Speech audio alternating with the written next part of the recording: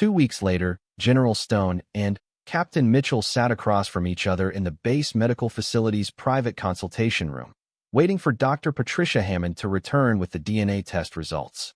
The intervening days had been a study in professional normalcy layered over personal anticipation that neither had quite learned how to manage. They had continued their military duties with the same competence and dedication that had marked their careers, but their interactions carried an undercurrent of possibility that changed the quality of every conversation. Captain Mitchell's intelligence briefings remained sharp and insightful, but General Stone found himself listening not just to her analytical assessments, but to the cadence of her voice, searching for familiar patterns inherited across generations. Dr. Hammond entered the room carrying a manila folder and wearing the neutral expression that medical professionals cultivated for delivering significant news. She was a career Army physician who had handled sensitive medical situations throughout her 20-year service, and she understood the implications of what she was about to reveal. General Stone, Captain Mitchell, I have your test results. Dr. Hammond settled into her chair and opened the folder, though her expression suggested she had already reviewed the contents thoroughly. The genetic analysis provides definitive answers to your questions about biological relationship. General Stone felt his heart rate increase, while Captain Mitchell sat perfectly still, her military bearing masking whatever emotional preparation she had made for this moment. The DNA analysis confirms a biological father-daughter relationship between General Marcus Stone and Captain Sarah Mitchell. The genetic markers are consistent with paternal lineage, with probability exceeding 99.9%. The words settled into the room like stones dropped into still water, creating ripples that would extend far beyond this moment. General Stone looked at Sarah, seeing her not just as a capable officer under his command, but as his daughter, his child, his family. For her part, Sarah looked back at the man who had just been transformed from respected commanding officer into the father she had wondered about throughout her life. Thank you, Dr. Hammond, General Stone said, his voice steady despite the emotional magnitude of the confirmation. What are the administrative requirements for documenting this information? The medical findings will be recorded in both your personnel files, with appropriate privacy protections. However, the family relationship will need to be reported through personnel channels, as it affects command structure and potential conflicts of interest. Sarah spoke for the first time since Dr. Hammond had entered the room. What does this mean for our assignments and our ability to serve in the same unit? Military regulations generally prohibit family members from serving in the same chain of command, Dr. Hammond replied. Personnel administrators will need to review your specific situation and determine appropriate actions. The fact that neither of you was aware of the relationship when Captain Mitchell was assigned here will be considered, but adjustments will likely be necessary. After Dr. Hammond left them alone to process the news, General Stone and Sarah sat in silence for several minutes, each grappling with the reality that their suspicions had been confirmed. The theoretical possibility of being father and daughter had become established fact, requiring them to rebuild their understanding of themselves and each other around this new foundation. How do you feel? General Stone asked, though he realized it was probably an inadequate question for the magnitude of what they had just learned. Overwhelmed, relieved, scared, excited. Sarah's response captured the complexity of emotions that genetic confirmation had created. For 26 years, I've wondered about my father. Now I know not just who you are, but that you're someone I already respect and admire. It feels like the best possible outcome to a question that has shaped my entire life. I feel something similar. Margaret and I tried for years to have children, and I had accepted that parenthood wasn't going to be part of my life. Learning that I have a daughter, and that she's someone as remarkable as you, feels like a miracle I didn't know I was hoping for. Their conversation was interrupted by a knock on the door, followed by the entrance of Colonel Patricia Evans, the base personnel officer who handled sensitive administrative matters. Her presence indicated that word of their situation had already reached the appropriate channels and that official action was being initiated. General Stone, Captain Mitchell, I need to discuss the personnel implications of your newly confirmed family relationship, Colonel Evans said, settling into the chair that Dr. Hammond had vacated. I've reviewed the regulations and consulted with legal advisors about your situation. What are our options, Colonel? General Stone asked, though he suspected the answer would involve separation of their assignments. The regulations are clear about family members serving in the same chain of command, but they also provide some flexibility for situations involving previously unknown relationships. Since Captain Mitchell's assignment here was made without knowledge of the family connection, and since both of your service records demonstrate exemplary professionalism, we have several options to consider. Sarah leaned forward slightly. What kind of options? The most straightforward solution would be reassignment for one of you, either immediately or at the completion of Captain Mitchell's current deployment rotation. However, given the specialized nature of both your positions and the current operational requirements, immediate reassignment might not serve the best interests of the mission. What's the alternative? General Stone asked. A waiver process that would allow you to continue serving in the same theater but with modified command relationships.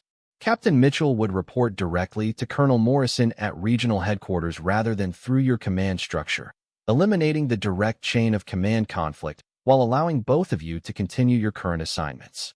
The proposal seemed reasonable, addressing the regulatory requirements while minimizing disruption to their professional duties.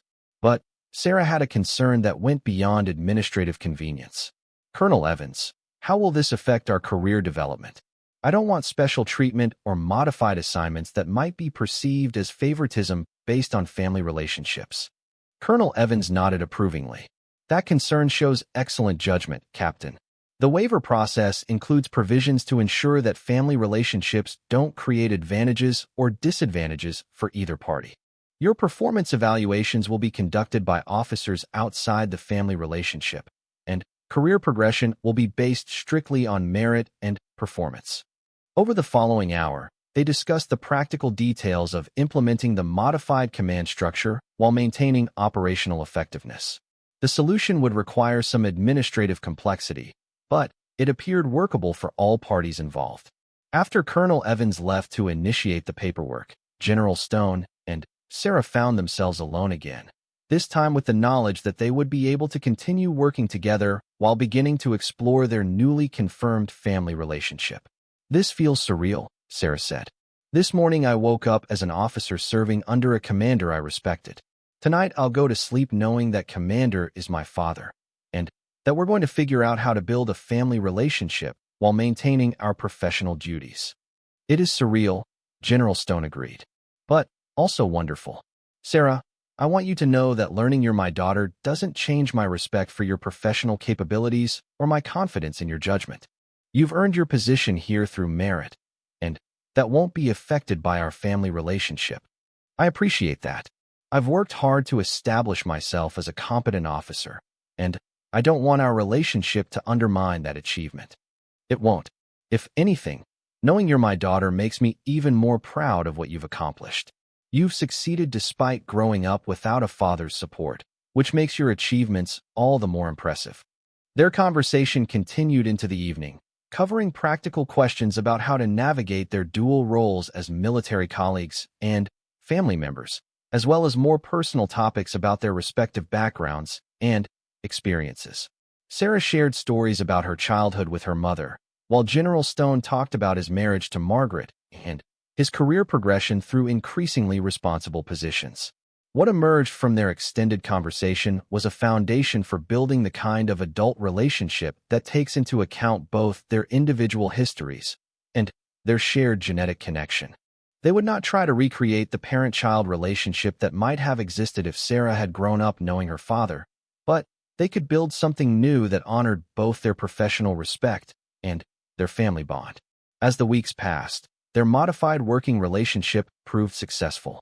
Sarah's intelligence work continued to excel under her new reporting structure, while General Stone maintained his command responsibilities without the complications that direct supervision of his daughter might have created.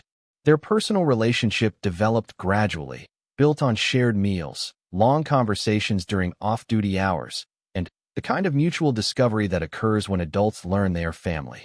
6 months later, as Sarah's deployment neared its end, both she and General Stone reflected on how dramatically their lives had changed since that routine transport landing. What had begun as an ordinary assignment had evolved into the kind of family connection that both had stopped believing was possible. "I've been thinking about next assignments," Sarah said during one of their evening walks around the base perimeter. "There are several intelligence positions opening up that would allow us to serve in the same geographic region without direct command conflicts." "I've been thinking about the same thing," General Stone replied. "I'd like to continue building our relationship, but I also want to make sure we're both making career decisions based on professional merit rather than family considerations. I think we can do both.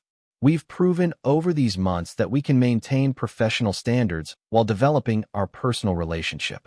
I see no reason why that can't continue as our careers progress." Their conversation was interrupted by the sound of an approaching helicopter, bringing another group of personnel to the base. General Stone watched the aircraft's landing approach with the same professional attention he had given to transport planes for decades, but now with the knowledge that routine arrivals could sometimes bring unexpected gifts. "You know," he said to Sarah, "6 months ago I thought I understood what family meant. Learning that you're my daughter has taught me that family connections can develop in the most unexpected ways, and that some of life's greatest gifts come disguised as routine military operations." Sarah smiled, understanding exactly what he meant. "I've learned something similar. I used to think that not knowing my father was a missing piece that would always leave me incomplete. Now I realize that family relationships aren't just about the circumstances of birth, but about the choices we make to care about each other and support each other's growth." As they stood together watching the evening activities of the military base that had brought them together, both General Stone and Captain Mitchell understood that their lives had been permanently enriched by a discovery that neither had expected. The routine transport landing that had started this journey had indeed changed everything, creating a family bond that would influence all their future choices and adventures. The Afghan sunset painted the sky in shades of orange and purple, marking the end of another day in their shared service to something larger than themselves. But now they served not just as individual soldiers committed to duty and honor, but as family members who had found each other across the years and circumstances that had kept them apart. In the morning, they would return to their respective duties, maintaining the professionalism that had marked both their careers. But they would do so with the knowledge that family comes in many forms, that love can bridge any gap, and that sometimes the most important discoveries happen when we least expect them. The general had found his daughter, and the captain had found her father, proving that some stories write themselves when hearts are ready to recognize the connections that have always existed, waiting for the right moment to transform two separate lives into one shared family story that would continue for all the years ahead. General Stone received Colonel Morrison's call on Friday afternoon, just as he was finishing his review of weekly intelligence summaries. The timing felt significant, as if the universe had decided that all the pieces of this puzzle should fall into place simultaneously. He took the call in his private office, ensuring that their conversation would remain confidential. "Marcus, I found that information you requested about Anna Brennan and her sister Elizabeth." Morrison's voice carried the satisfaction of someone who enjoyed solving research puzzles. "Interesting family story, actually. Anna was quite protective of her younger sister, and for good reason." General Stone settled back in his chair, preparing himself for whatever Morrison had discovered. "What did you find?" Elizabeth Mitchell visited Stuttgart in February 1989, officially listed as tourist travel but clearly staying with Anna for family reasons. The administrative records show that Anna took emergency leave to help with a family situation, and Elizabeth's visitor documentation indicates an extended stay of about 7 weeks. 7 weeks is a long tourist visit. That's what I thought. So I dug a little deeper, called a few people who worked in Stuttgart during that time. Elizabeth was 18, just graduated from high school, and, according to people who knew them, she was pregnant and trying to decide what to do about it. General Stone felt his breath catch, though he tried to maintain his composure. Pregnant. Anna was apparently helping her sister navigate the situation. Elizabeth was very young, no family support except for Anna, and the father was apparently not someone she felt comfortable approaching about the pregnancy. Did anyone mention who the father might have been? Morrison paused, and General Stone could hear papers rustling in the background. "This is where it gets interesting, Marcus." Several people remembered Elizabeth being involved with someone during her visit, an army officer who worked with Anna on intelligence projects. But everyone I talked to was vague about details, as if they had been asked not to discuss it. Any names mentioned? One person thought they remembered seeing Elizabeth with a lieutenant who worked closely with Anna, but they couldn't recall specifics. Another mentioned that Anna had seemed conflicted about something involving her sister and a colleague, but, again, no details. General Stone was quiet for several moments, processing the implications of what Morrison had discovered. The timeline aligned perfectly with his own memories of early 1989, when his relationship with Anna had been at its most intense, and when he might have met her visiting sister without realizing the significance of the encounter. "Marcus? You still there?" "Yes, sorry. Just thinking through the implications of this information." General Stone chose his words carefully. "The officer Elizabeth was involved with, it's possible it was me." The silence that followed was longer than conversationally comfortable. When Morrison finally spoke, his voice carried a mixture of surprise and concern. "You think Captain Mitchell might be your daughter?" "The timeline fits. I was working closely with Anna during that period, and I have vague memories of meeting her sister, though I didn't think much of it at the time. If Elizabeth was pregnant and chose not to tell the father, it would explain why I never knew about it." "Jesus, Marcus, are you sure about this?" "Not completely, but there are enough coincidences and similarities that I need to find out for certain. Do you have any suggestions for how to approach this situation?" Morrison was quiet for several moments, clearly thinking through the complexities involved. This kind of situation requires careful handling, both personally and professionally. You're going to need definitive confirmation before you make any decisions about what to do next. "I've been thinking the same thing. The question is how to get confirmation without creating unnecessary complications. If I'm wrong, medical records might provide some clarity. Blood type, genetic markers, that sort of thing. But accessing that information for personal rather than official reasons could be problematic." General Stone had already considered the medical records approach, but Morrison was right about the potential problems. Accessing a subordinate's medical information for personal purposes would be inappropriate and possibly illegal, even if his suspicions proved correct. "There's another possibility," Morrison continued. "DNA testing. It's becoming more common and more reliable.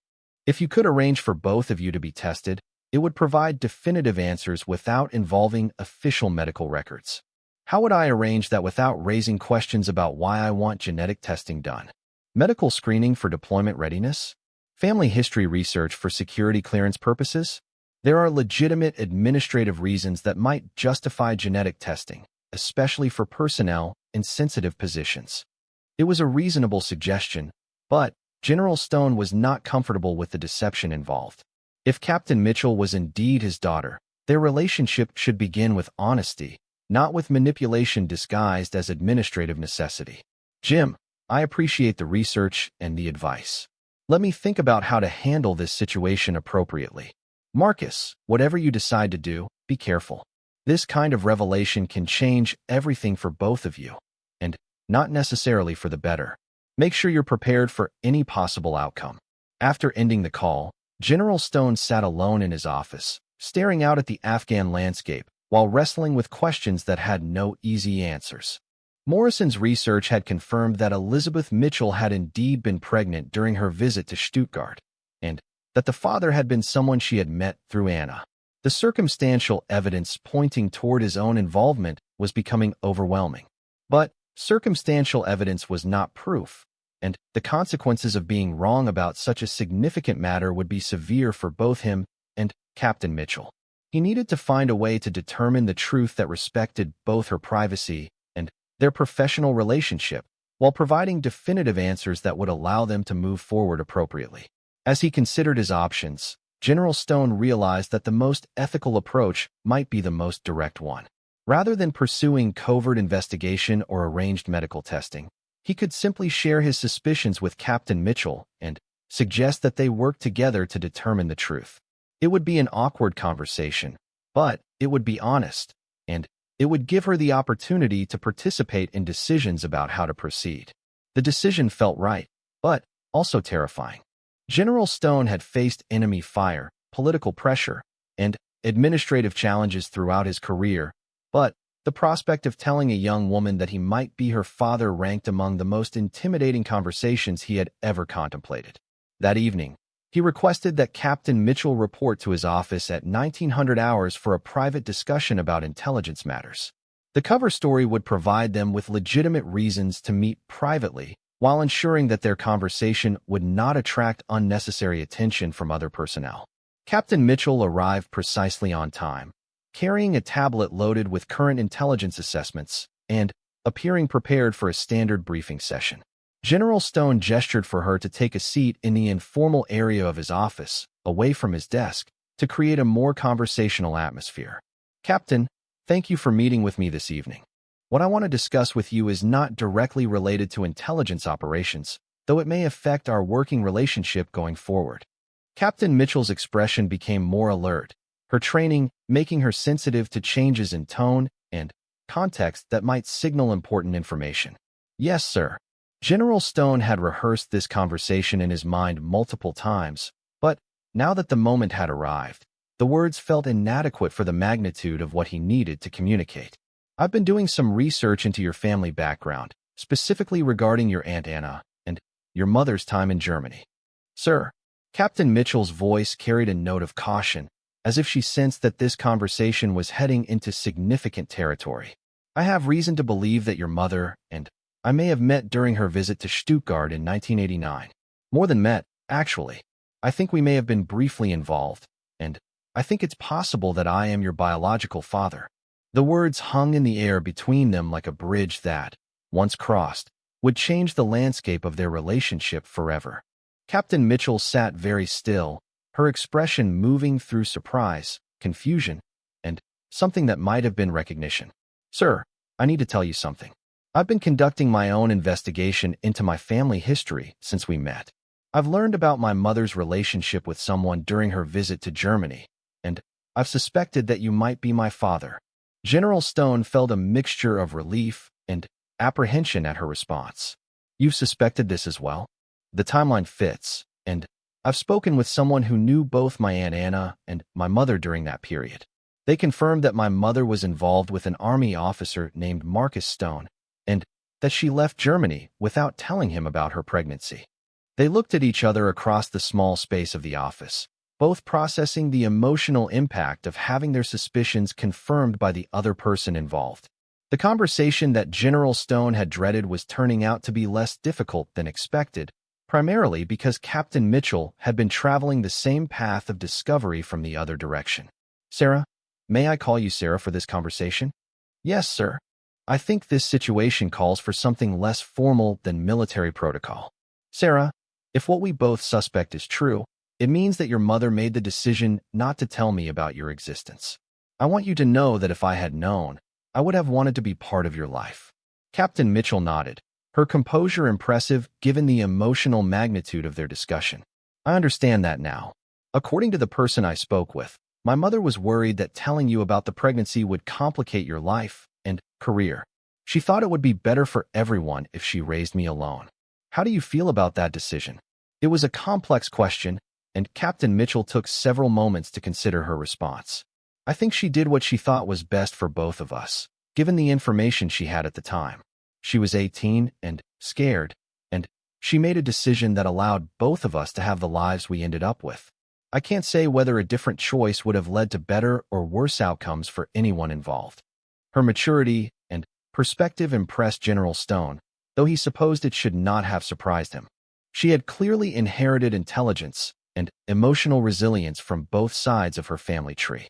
"The question now," he continued, "is how we proceed from here. We need definitive confirmation of our biological relationship, and we need to determine how that relationship affects our professional situation." "I agree. I think DNA testing would be the most straightforward way to confirm what we both suspect. As for the professional implications, I assume we'll need to consult with personnel administrators and possibly legal advisors. Before we take any official steps, I want to make sure you're comfortable with pursuing this knowledge. Once we confirm our relationship, we can't unknow it. Our lives will be permanently changed, both personally and professionally." Captain Mitchell met his gaze directly, her expression reflecting the same kind of courage he had seen in her professional work. General Stone, Marcus, I've wondered about my father my entire life. The possibility of finally having answers, of having a family member who shares my blood, is worth whatever complications it might create. Her response moved him more than he had expected. The idea that this remarkable young woman might be his daughter, that he might finally have the family connection that his marriage to Margaret had never provided, felt like a gift he had never dared to hope for. Then, we'll pursue confirmation, and we'll face whatever consequences emerge together, he said. But, Sarah, I want you to know something. Regardless of what genetic testing reveals, I'm proud of the officer and the person you've become. If you are my daughter, I'm honored to claim you. If you're not, I'm still grateful to have had the opportunity to know you. For the first time since their conversation began, Captain Mitchell's composure wavered slightly, her eyes reflecting the emotional impact of words she had waited her entire life to hear. Thank you. That means more to me than you can possibly know. As they discussed practical arrangements for DNA testing and began planning how to handle the professional implications of their situation, both General Stone and Captain Mitchell realized that their lives had just taken a turn that neither had anticipated when she stepped off that transport plane just a week earlier. The truth they were pursuing would indeed change everything. But they were beginning to discover that some changes, even unexpected and complicated ones, could lead to exactly the family connections that both their hearts had been seeking without either of them realizing it. 3 days after their initial briefing, Captain Mitchell found herself working late in the Intelligence Operations Center, reviewing intercepted communications and updating threat assessments for the following week's patrol schedules. The work was demanding but engaging, exactly the kind of strategic analysis she enjoyed most. Yet she found her concentration repeatedly broken by thoughts about General Stone and their conversation about her Aunt Anna. Something about the General's reaction to learning about Anna had felt significant beyond professional recognition. His questions had been too specific, his interest too intense for casual curiosity about a subordinate's family background. Captain Mitchell had spent years training herself to notice details that others might miss, and every instinct she possessed suggested that General Stone's interest in her family history went deeper than he had indicated.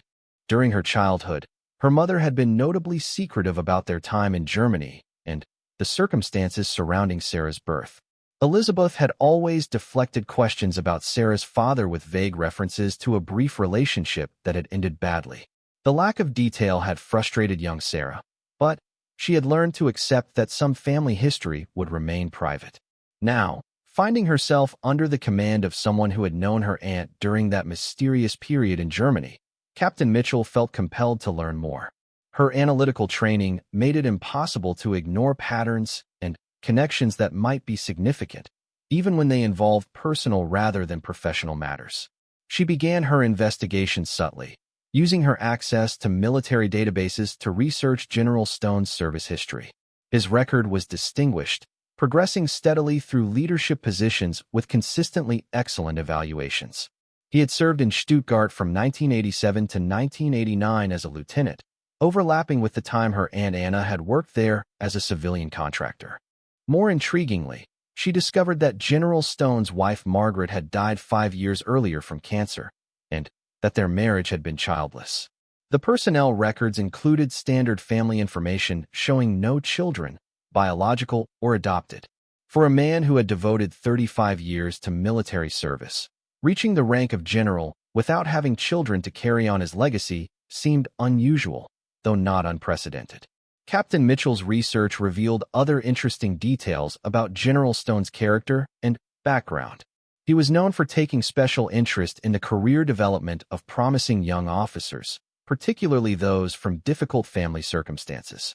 Several officers had credited him with mentoring that had been crucial to their success, and his recommendations carried significant weight throughout the Army.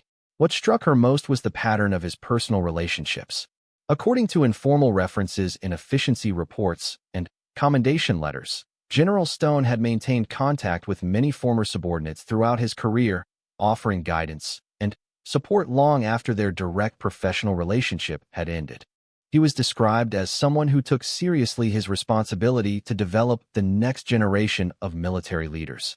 Yet despite his reputation for mentorship and his obvious concern for young officers' welfare, something about his interest in her felt different, more personal, more emotionally invested than his usual professional concern would explain. On Thursday evening, while General Stone was attending a meeting with regional coalition commanders, Captain Mitchell decided to pursue her investigation more directly. She accessed the historical personnel databases that contained records from the late 1980s, searching for any documentation of her Aunt Anna's work assignments and associates during their time in Stuttgart. The records were fragmentary, as expected from an era before digital storage became standard. But she found enough information to piece together a partial picture of her aunt's professional life in Germany. Anna had worked on several classified intelligence projects, often in collaboration with military officers assigned to similar tasks. Her work had been highly regarded, and she had received commendation letters from several superior officers. One name appeared repeatedly in Anna's work records: Lieutenant Marcus Stone. They had collaborated on at least 3 separate intelligence assessments, and his recommendations had been instrumental in Anna receiving security clearance upgrades that enabled her to work on more sensitive projects. The professional relationship had clearly been close and productive, but it was a single entry in Anna's personal leave records that made Captain Mitchell's breath catch. In February 1989, Anna had requested emergency leave to help with a family situation involving her younger sister Elizabeth. The leave had been approved, and the records indicated that Elizabeth had stayed with Anna for nearly 2 months before returning to the United States. February through March 1989. Captain Mitchell calculated the timeline in her head, counting backward from her November 1987 birth date. If her mother had become pregnant in early 1989, the dates would not align with her own birth. But if there had been an error in the birth year recorded in her personnel files, Captain Mitchell accessed her own medical records, looking for documentation that might clarify the discrepancy. Military medical files were comprehensive, including copies of birth certificates and early childhood medical records for family dependency purposes. What she found made her stomach drop. According to her original birth certificate, she had been born on November 15, 1987. But an amended certificate, issued when she was 18 and applying for her security clearance, showed her birth date as November 15, 1989. The discrepancy had been explained as a clerical error in the original document, corrected when her mother provided additional documentation. November 1989. If she had actually been born in late 1989 rather than 1987, then conception would have occurred during February or March of that year, exactly when her mother had been staying with Anna in Stuttgart, exactly when Lieutenant Marcus Stone had been working closely with Anna on classified projects. Captain Mitchell sat back in her chair, feeling as if the room had tilted on its axis. The possibility that General Stone might be her father was no longer just speculation based on vague resemblances and coincidental timing. The evidence was pointing toward a conclusion that would change everything she thought she knew about her identity and family history. But she needed more than circumstantial evidence before confronting such a life-altering possibility. Military training had taught her to verify information through multiple sources before drawing conclusions, especially conclusions with significant consequences for all parties involved. The following morning, she made a decision that would have seemed impossible just days earlier.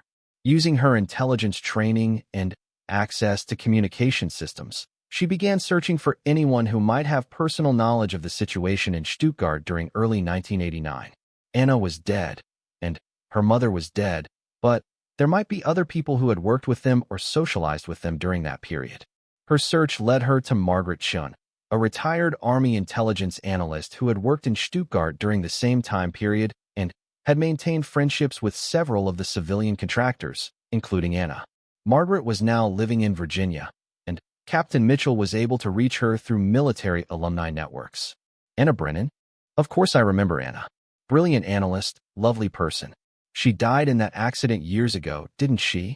Margaret's voice carried the warmth of genuine affection. Are you a relative? Her niece. I'm trying to learn more about my family history, particularly about Anna's time in Germany. I understand she helped take care of my mother Elizabeth during a visit there. Oh yes, Elizabeth. Sweet girl. But she was in quite a difficult situation. Anna was so worried about her. Margaret paused, seeming to consider how much detail to share. It was a complicated time. Elizabeth was very young and had gotten involved with someone inappropriately. Anna was trying to help her figure out what to do. Captain Mitchell's pulse accelerated. Involved with someone inappropriately? Well, inappropriate might be too strong a word.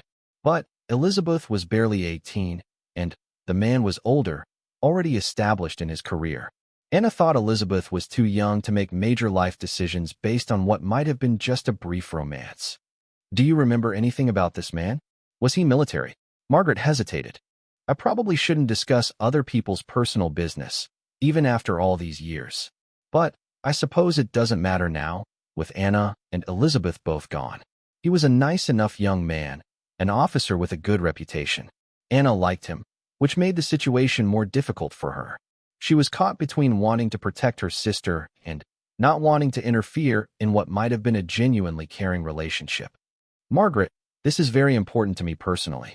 I'm trying to understand my own family history. Was his name Marcus? Marcus Stone. The silence that followed lasted long enough for Captain Mitchell to wonder if the connection had been lost. When Margaret finally spoke, her voice was cautious. How did you know that name? Because I think he might be my father, and he's currently my commanding officer in Afghanistan. Margaret's sharp intake of breath was audible through the phone. Oh my goodness. Sarah, is it? Anna mentioned Elizabeth naming her daughter Sarah.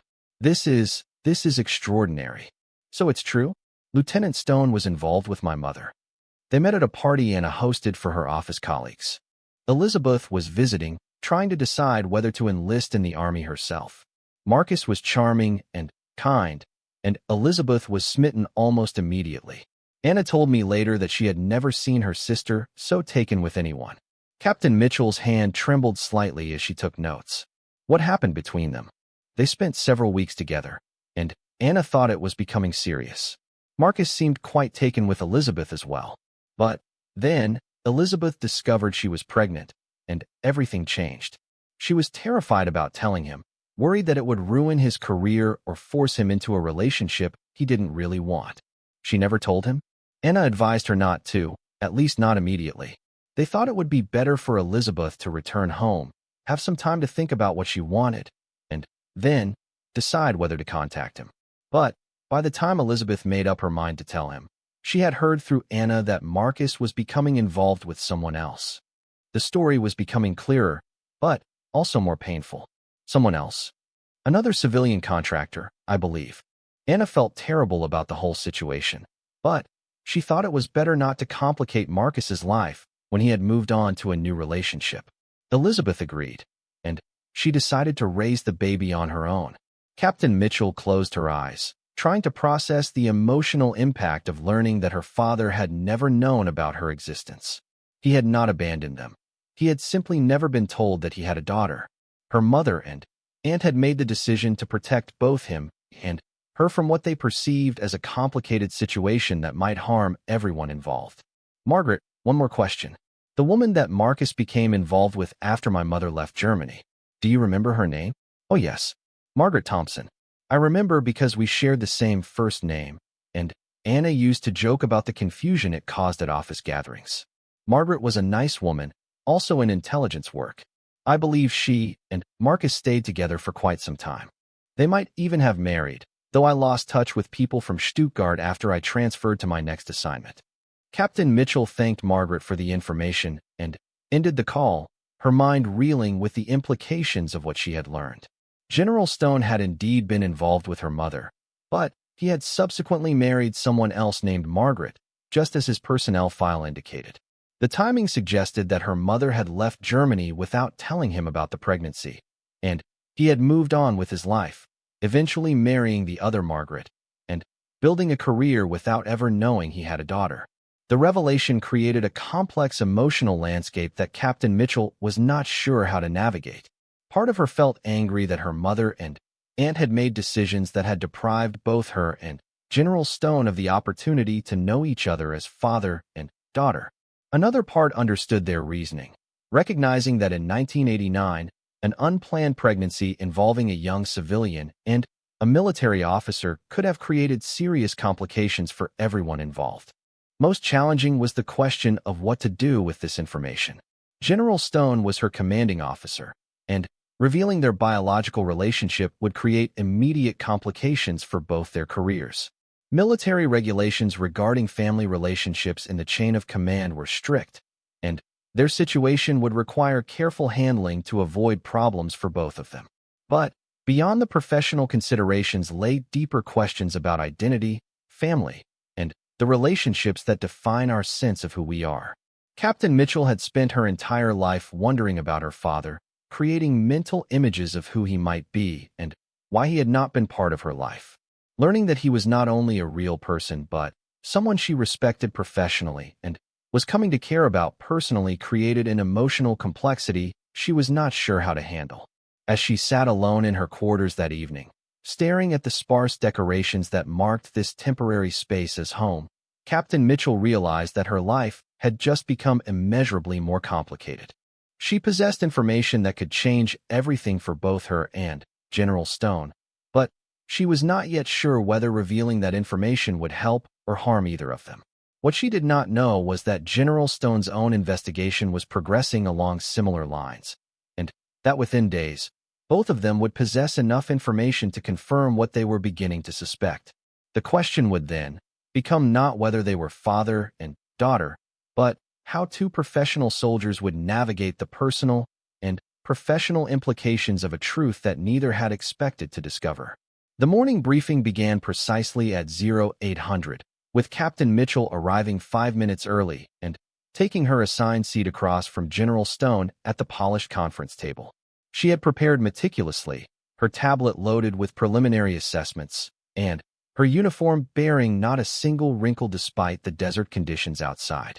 The general noticed these details automatically, filing them under professional competence, while simultaneously struggling with the continued sense of familiarity that her presence evoked. "Captain, I've reviewed your service record, and I'm impressed," General Stone began, maintaining the formal tone appropriate for an initial evaluation. "Your intelligence work in Iraq was particularly noted by your previous commanders. I'm interested in your initial assessment of our situation here." Captain Mitchell activated her tablet and launched into a comprehensive analysis that demonstrated not only thorough preparation, but intuitive understanding of the complex tribal and political dynamics affecting the region. Her briefing was precise without being dry, comprehensive without being overwhelming. She spoke with the confidence of someone who had learned to trust her analytical abilities while remaining open to new information that might change her conclusions. As she talked, General Stone found himself studying her mannerisms more than listening to her words. The way she gestured when making important points reminded him strongly of someone, though he still could not identify who. Her habit of pausing slightly before answering questions suggested careful thought rather than uncertainty. Most intriguingly, when she disagreed with commonly accepted intelligence assumptions, she did so with respectful firmness that indicated both courage and diplomatic skill. "Sir, if I may offer a perspective that differs from the current assessment," she said at one point, her green eyes meeting his directly. "The intelligence reports suggest that tribal leader Rahman is cooperating with coalition forces primarily for financial incentives. But my analysis of communication patterns and regional history suggests his motivations are more complex. He's positioning himself for post-conflict influence, which means our relationship with him needs to account for long-term political considerations, not just immediate tactical advantages." Her insight was sharp and well-reasoned, exactly the kind of strategic thinking the general valued in his staff officers. But, as she spoke, he found himself distracted by the intensity of her gaze, the animated way she moved her hands to emphasize points, the slight forward lean that indicated passionate engagement with her subject matter. Everything about her communication style felt familiar in ways that had nothing to do with professional military bearing. "That's an interesting analysis, Captain. What leads you to conclude that Rahman's long-term political ambitions should influence our tactical relationship with him?" "Family dynamics, sir." Captain Mitchell's response came without hesitation. Rahman's youngest son was killed by Taliban forces 3 years ago, but his older son has been attending university in Pakistan, studying political science and international relations. Rahman isn't just fighting against the Taliban for revenge or money. He's building a foundation for his family's future political influence in whatever government emerges after conflict resolution. Her understanding of family motivations struck General Stone as particularly astute. There was something in the way she analyzed family relationships that suggested personal experience with complex family situations, though nothing in her personnel file indicated unusual family circumstances beyond being raised by a single mother. The briefing continued for another 30 minutes, with Captain Mitchell demonstrating impressive command of regional politics, cultural nuances, and strategic implications of various tactical decisions. General Stone found himself genuinely impressed by her capabilities while remaining puzzled by the persistent sense that he should know her from somewhere other than yesterday's meeting. After dismissing the other staff members who had attended the briefing, General Stone gestured for Captain Mitchell to remain behind. "Your analysis was excellent, Captain. I'd like to discuss a few points further, and I'm curious about your background. Your understanding of family dynamics in tribal cultures seems particularly sophisticated." Captain Mitchell's expression remained professional, but he noticed a slight tensing around her eyes, as if his question had touched on sensitive territory. "Thank you, sir. I've always been interested in how family structures influence political and military decision-making. Growing up with limited family connections made me study other family dynamics more carefully, perhaps." The admission was brief, but revealing. "Limited family connections? My mother raised me alone, sir. She was very capable, but she didn't talk much about extended family or my father. I learned early to pay attention to how other families operated, which turned out to be useful for intelligence analysis." General Stone felt a pang of sympathy for the young woman across from him. Military life was difficult enough with strong family support. Managing it while carrying questions about one's background required additional resilience. "Your mother was also military?" "Civilian contractor, sir. She worked in various capacities for Army installations, primarily in intelligence support roles. We moved frequently during my childhood." Captain Mitchell paused, seeming to weigh whether to continue. "She passed away 4 years ago, shortly after I graduated from West Point. Cancer. I'm sorry for your loss." The condolence was automatic, but General Stone meant it sincerely. Losing a parent, especially the only parent one had known, represented a profound loss regardless of age. "Did she ever mention her time in Germany? I noticed in your file that you were born in Stuttgart." Captain Mitchell's expression shifted slightly, becoming more guarded. "She mentioned Germany occasionally, but not in detail. She said it was a good assignment, but that personal circumstances made it complicated. I always assumed she meant the challenges of being a single mother in a foreign country." The answer felt incomplete, as if Captain Mitchell knew more than she was sharing but had reasons for maintaining privacy. General Stone understood the instinct. Military families learned early to protect sensitive information, even from well-meaning superiors. Still, her mention of personal circumstances in Germany aligned disturbingly well with his own memories of that time and place. "Did your mother ever mention working with a civilian contractor named Anna Brennan? Or perhaps knowing her socially?" The question emerged before General Stone could consider whether asking it was appropriate or professional. Captain Mitchell's reaction was immediate and telling. Her eyes widened slightly, and she sat back in her chair as if physically pushed by surprise. "Anna Brennan was my mother's sister, sir. My aunt. She died in a car accident when I was 8 years old." "Why do you ask?" The conference room suddenly felt smaller, the air thicker. General Stone struggled to maintain his composure while processing this information. Anna had been Elizabeth's sister. Captain Mitchell was Anna's niece, which explained the physical resemblance he had noticed. But it also meant that Elizabeth Mitchell had been in Stuttgart when he was dating Anna, possibly visiting her sister during their relationship. "I knew your aunt professionally," he said carefully, choosing his words to reveal nothing about the personal nature of their relationship. "She was an excellent intelligence analyst. I was sorry to hear about her accident." "Thank you, sir." Captain Mitchell studied his face with the sharp attention of someone trained to read people for professional purposes. "She was the only extended family member I knew as a child. My mother was devastated when Anna died. It made her even more protective of what little family history she shared with me." General Stone nodded, fighting to appear calm while his mind raced through implications and possibilities. If Elizabeth Mitchell had been in Germany, if she had met him through Anna, if the timeline of Captain Sarah's birth aligned with a visit rather than permanent residence. The math was becoming uncomfortable. Captain Mitchell was 26, born in 1987. If Elizabeth had visited Anna in early 1989, if she had been 18 at the time, if she had somehow become pregnant during that visit. "Sir, are you feeling all right?" Captain Mitchell's voice carried genuine concern. "You look pale."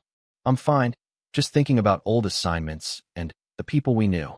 General Stone forced himself to focus on the present moment. It's a small army sometimes. People's paths cross in unexpected ways. But even as he spoke, he was studying Captain Mitchell's features with new intensity. Her nose was similar to Anna's, but her jawline was different, stronger. Her hands, he noticed for the first time, were larger than might be expected for her height, with long fingers that seemed designed for practical work. Her eyes were green like Anna's, but a different shade, more hazel than emerald. The conversation continued for several more minutes, covering routine administrative matters and upcoming intelligence priorities. But beneath the professional discussion, both participants seemed to be processing something more significant, though they approached it from different directions. For Captain Mitchell, learning that General Stone had known her aunt professionally was intriguing, but not necessarily surprising. Military communities were small, especially among intelligence personnel. What puzzled her was the intensity of his reaction to learning about Anna's connection to her family, and the way he had been studying her features throughout their conversations. For General Stone, the revelation about Anna being Elizabeth's sister created a cascade of questions and concerns that he was not prepared to address. If Elizabeth had indeed been in Germany, if she had been young and inexperienced, if circumstances had led to an encounter that neither of them had considered significant at the time. After Captain Mitchell left to begin her duties with the intelligence staff, General Stone remained alone in the conference room, staring at the maps on the wall without seeing them. The professional part of his mind insisted that he was overreacting to coincidences and similarities. Military personnel often bore resemblances to each other, shared regional backgrounds, and had family connections that created unexpected links between past and present assignments.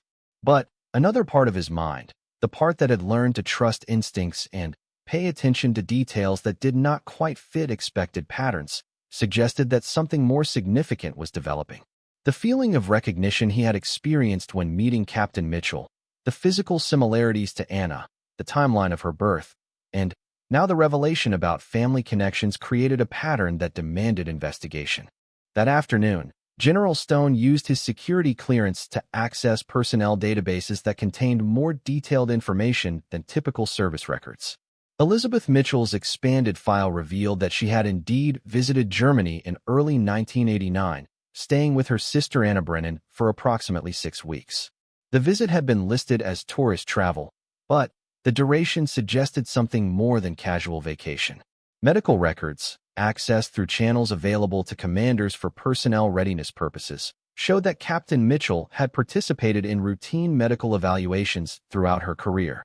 Blood type, allergies, and other basic health information were documented for deployment purposes. Her blood type was O positive, common enough to be unremarkable, but consistent with genetic inheritance from someone who shared General Stone's AB-positive blood type. The general realized he was venturing into territory that could be considered inappropriate if his suspicions proved unfounded, but the possibility that Captain Mitchell might be his daughter demanded careful investigation. If true, it would create complications for both their careers and personal lives that needed to be addressed thoughtfully and discreetly. He decided to approach the situation systematically, gathering information through legitimate channels while maintaining professional distance until facts could be established. The first step would be learning more about Elizabeth Mitchell's time in Germany and the circumstances that had led to Sarah's birth. That evening, General Stone placed a call to Colonel James Morrison, a friend from his early career who had also served in Stuttgart and maintained connections with personnel who had worked there during the late 1980s. Morrison, now stationed at the Pentagon, had access to historical personnel records that might provide additional context. Marcus, good to hear from you. How's the sandbox treating you? Morrison's voice carried the easy familiarity of old friendship. Can't complain, Jim. Listen, I need a favor. I'm trying to track down information about a civilian contractor who worked in Stuttgart around 1988 to 1989. Anna Brennan, intelligence support. She had a sister who visited during that time, Elizabeth Mitchell, who later had a daughter now serving in my command. Brennan. Anna Brennan. Yeah, I remember her. Sharp analyst, worked on some classified projects. Died in an accident years later, I think. What kind of information are you looking for? Background on the sister's visit. Duration, circumstances, anything that might be in the administrative records from that time. The daughter is an excellent officer, and I'm trying to understand her family background for career development purposes. It was a reasonable cover story, the kind of background research that conscientious commanders often conducted to better understand promising subordinates. Morrison agreed to check historical files and promised to call back within a few days with whatever information he could find. As General Stone ended the call, he realized that he was committed to discovering the truth, whatever it might be. If Captain Mitchell was indeed his daughter, they both deserved to know, regardless of the complications it might create. If she was not, then at least he could put his suspicions to rest and focus on their professional relationship without the distraction of unresolved questions. What he could not anticipate was that his investigation would soon attract attention from Captain Mitchell herself, who had begun conducting her own quiet research into her family history. The combination of her analytical skills and her growing curiosity about General Stone's intense interest in her background would soon lead both of them toward a truth that neither was fully prepared to face. The Afghan sun blazed mercilessly across forward operating base Thunder, casting long shadows from the defensive barriers that surrounded the military compound. General Marcus Stone stood on the tarmac, his weathered hands clasped behind his back, watching as the C-130 Hercules transport plane descended through the heat shimmer.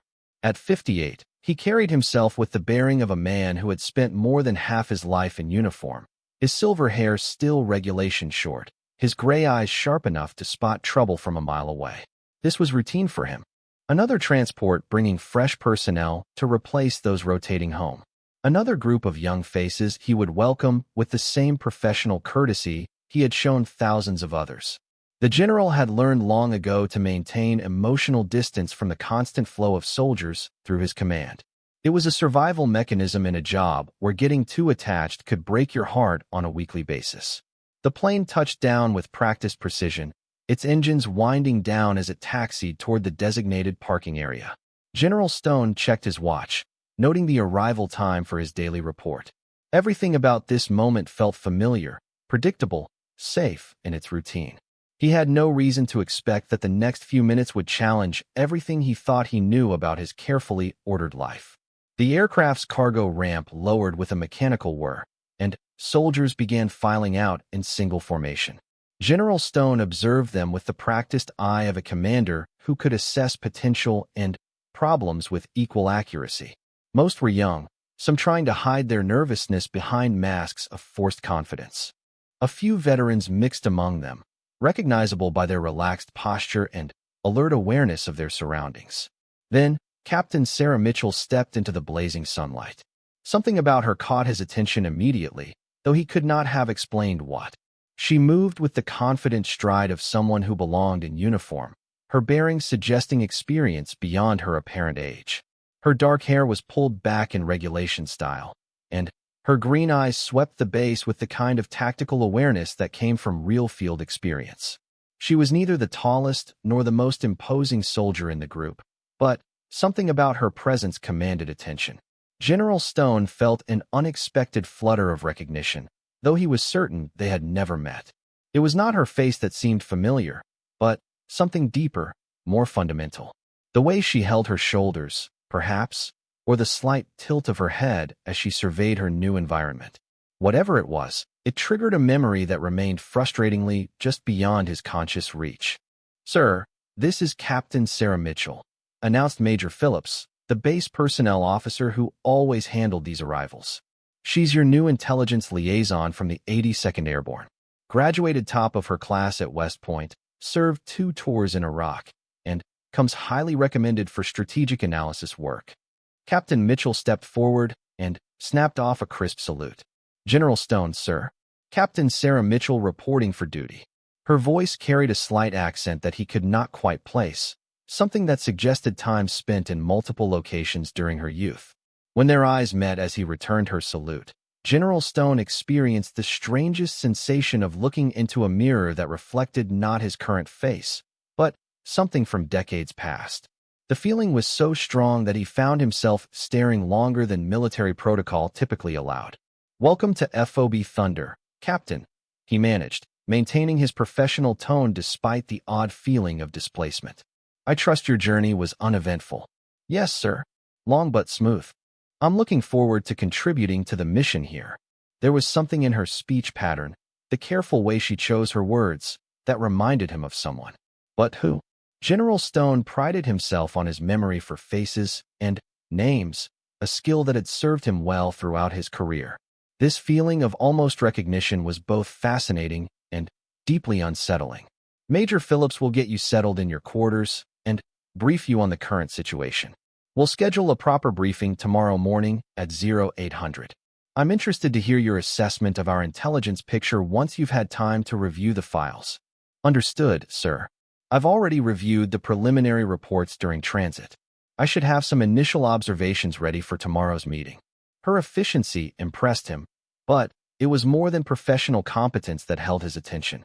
Throughout their brief exchange, General Stone found himself studying her features, searching for the source of that nagging familiarity. She had strong features, neither delicate nor harsh, with intelligent eyes that missed nothing. Her complexion suggested mixed heritage, possibly Mediterranean or Eastern European, combined with something else he could not identify. As Major Phillips led the group toward the processing area, General Stone remained on the tarmac longer than necessary, watching Captain Mitchell walk away. Her gait was confident, but not arrogant, purposeful without being aggressive. Everything about her suggested someone who had learned to navigate the military world with skill and intelligence, adapting to its demands while maintaining her own identity. The feeling of recognition continued to nag at him as he made his way back to his office. It was like having a word on the tip of your tongue, present but unreachable, familiar but undefined. He tried to dismiss it as the product of too many years seeing too many soldiers, all beginning to blur together in memory. But this felt different, more specific, more personal than general familiarity.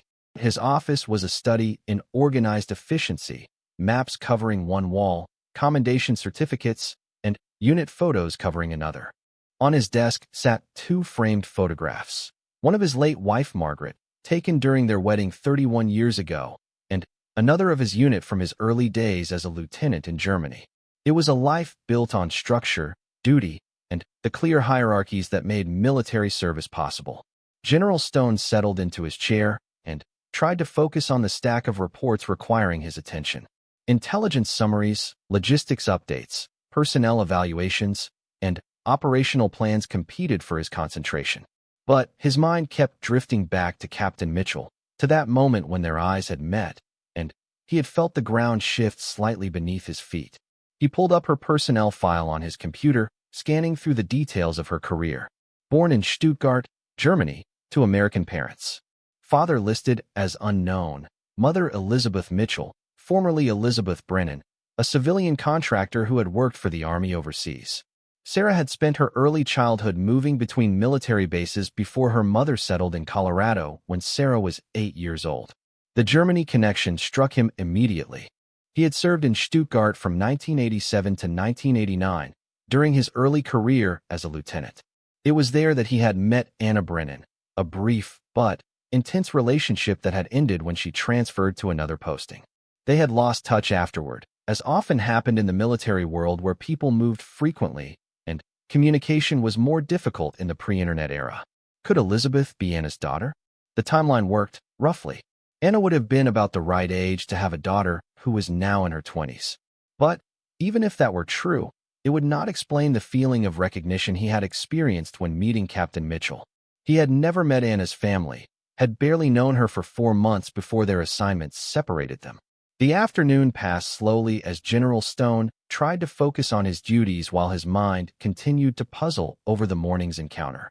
He found himself returning again and again to Captain Mitchell's personnel file, studying the sparse details of her early life. Born in 1987, which would make her 26. Father unknown. Raised by a single mother who had worked for the Army in various capacities. During his evening walk around the base perimeter, a habit he maintained for both exercise and security awareness, General Stone found his thoughts drifting back to his time in Germany. Those had been different days, when he was young and ambitious, focused on building his career, but still capable of being swept away by romance. Anna Brennan had been unlike any woman he had ever met, intelligent and independent, working as a civilian contractor in military intelligence. Their relationship had been passionate, but brief, ending when she received orders for a classified assignment that would take her away from Stuttgart. He remembered their last evening together, walking along the river Neckar as she tried to explain why she could not tell him where she was going or when she might return. They had promised to write, to find each other again when their careers allowed. But military life had a way of making such promises difficult to keep. Letters went unanswered, transfers separated good intentions, and eventually the immediacy of new assignments and new responsibilities pushed old relationships into the realm of fond memory. That night, alone in his quarters, General Stone found himself looking through old photo albums, something he rarely did anymore. Margaret had been the love of his life, the woman who had stood by him through multiple deployments and the challenges of military marriage. They had tried to have children for years before accepting that it was not meant to be, channeling their parental instincts into mentoring young soldiers and maintaining close relationships with nieces and nephews. In the back of one album, he found a photograph from his time in Germany, a group shot of officers and civilian contractors at a Christmas party in 1988. There, in the back row, stood Anna Brennan, her dark hair shorter than he remembered, her smile bright with the confidence of youth. Next to her stood his younger self, looking impossibly young in his dress uniform, his arm casually draped around her shoulders. Studying Anna's face in the photograph, General Stone felt a chill of recognition that had nothing to do with memory. The shape of her eyes, the line of her jaw, the way she held her head slightly tilted to the right. All features he had noticed, without conscious recognition, in Captain Sarah Mitchell just hours earlier. But it was impossible. Anna had never mentioned having a daughter.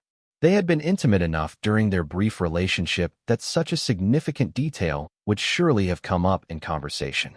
Unless General Stone set down the photograph and calculated dates in his head. Captain Mitchell had been born in 1987. His relationship with Anna had been from July through November of 1988. The timeline did not work for him to be Sarah's father. The relief he felt at this conclusion surprised him with its intensity, followed immediately by confusion about why such a possibility had occurred to him at all. Yet the feeling of familiarity persisted, stronger now that he had seen Anna's photograph again. There was definitely a resemblance between Anna and Captain Mitchell, enough to suggest family connection. Perhaps Anna had been Sarah's aunt, or cousin, or some other relation that would explain the physical similarities he had noticed. As he prepared for bed, General Stone made a mental note to research Elizabeth Mitchell's background more thoroughly. Not out of any personal interest, he told himself, but because understanding the backgrounds of key personnel was part of his responsibility as a commander. If Captain Mitchell had family connections to someone he had known during his earlier service, it was information worth having for personnel management purposes. The rational explanations felt thin even to him, but they provided enough justification to pursue his curiosity without questioning his motives too deeply. Tomorrow he would have Captain Mitchell's initial briefing, an opportunity to assess her professional capabilities while perhaps learning more about her background in the natural course of conversation. What General Stone did not realize, as he finally drifted off to sleep, was that his careful calculations about dates and timelines contained a critical error. Anna Brennan had indeed been Elizabeth Mitchell's sister, and young Elizabeth had visited Stuttgart briefly in early 1989, just after her 18th birthday, staying with Anna while considering whether to join the army herself. It was during that visit, as Anna's relationship with Lieutenant Marcus Stone was rekindling after a brief separation caused by training schedules, that Elizabeth had met the young officer who would father her child. The brief encounter had been complicated by Elizabeth's youth and uncertainty about her future, leading Anna to help her sister leave Germany quietly when pregnancy was confirmed. Anna had never told Marcus about Elizabeth's pregnancy, believing it would complicate both their lives unnecessarily. Elizabeth had requested anonymity on the birth certificate, and both sisters had agreed that some secrets were better left buried. Anna died in a car accident in 1995, taking the truth with her to the grave. Now, 26 years later, the daughter Marcus Stone had never known he had was standing at attention in his briefing room, neither of them aware that DNA and destiny were about to collide in ways that would change both their lives forever. The truth was closer than either of them imagined, hidden in plain sight like so many of life's most significant revelations, waiting for the right moment to emerge and transform everything they thought they knew about family, duty, and the unexpected ways that love finds expression across the years. Some moments in life arrive disguised as ordinary events. A routine military transport landing at a dusty airbase in Afghanistan seemed like just another day in General Marcus Stone's distinguished career. He had overseen thousands of such landings, welcomed countless soldiers, and maintained the same professional distance that had served him well for 35 years in the Army. But when Captain Sarah Mitchell stepped off that transport plane on a scorching July afternoon, something shifted in the universe's carefully balanced equations.